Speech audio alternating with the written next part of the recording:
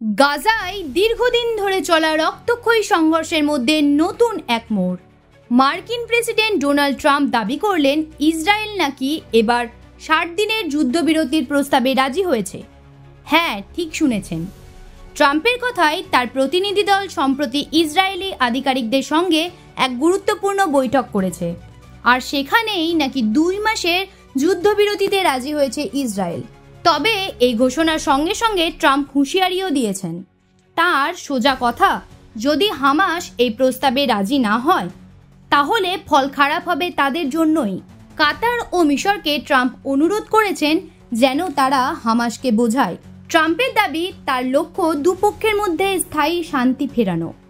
তিনি আরও বলেছেন, এই সময়ের মধ্যে আমরা দুপক্ষের সঙ্গেই কাজ করব, কথা বলবো যেন যুদ্ধ পুরোপুরি থামে। তার আশা হামাস এই চুক্তি গ্রহণ করবে এবং মধ্যপ্রাচ্যে কিছুটা হলেও স্বস্তি ফিরবে। তবে প্রশ্ন উঠছে ট্রাম্পের এই দাবি কতটা সত্যি, কারণ ইসরায়েলের তরফ থেকে এখনো পর্যন্ত কোনো অফিসিয়াল প্রতিক্রিয়া আসেনি।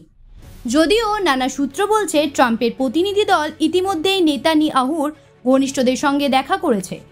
মনে রাখা দরকার, প্রেসিডেন্ট হওয়ার পর থেকেই ট্রাম্প গাজা সংঘাত থামাতে চেয়েছেন, এমনকি তিনি নিজে মধ্যস্থতা করতেও রাজি ছিলেন।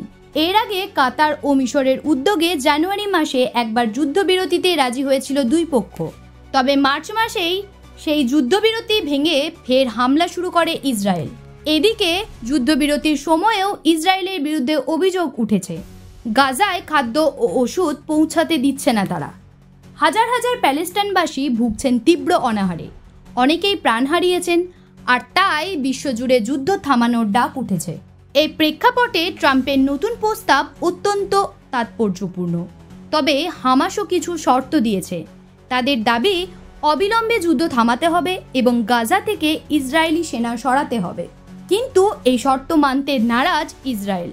বিশ্বজুড়ে চলতে থাকা প্রতিবাদ, দেশ জুড়ে সরকারের বিরুদ্ধে বিক্ষোভ, সব মিলিয়ে চাপের মুখে রয়েছে ইসরায়েলের নেতানিয়াহু সরকার। ফলে এবার যদি যুদ্ধবিরতিতে রাজি হয়ে থাকে ইসরায়েল, তাহলে সেটাকে বড় কূটনৈতিক পরিবর্তন হিসেবেই দেখছে আন্তর্জাতিক মহল। গাজায় শান্তি ফিরবে কি না তা এখনও সময় বলবে। তবে ট্রাম্পের মুখে যুদ্ধবিরতির দাবি নতুন করে আশা জাগাচ্ছে। বিশ্ব এখন তাকিয়ে হামাস কি করে, আর ইসরায়েল শেষ পর্যন্ত কি পদক্ষেপ নেয়। জ্যোতি সরকারের রিপোর্ট, হেডলাইন্স, কলকাতা। আনন্দ আর ভালোবাসার দীপ্তিতে গড়া সমুজ্জ্বল পরমা, ঠিক তোমারই মতো। শ্যাম সুন্দর কোম্পানি জুয়েলার্স, আগরতলা, উদয়পুর, ধর্মনগর, কলকাতা।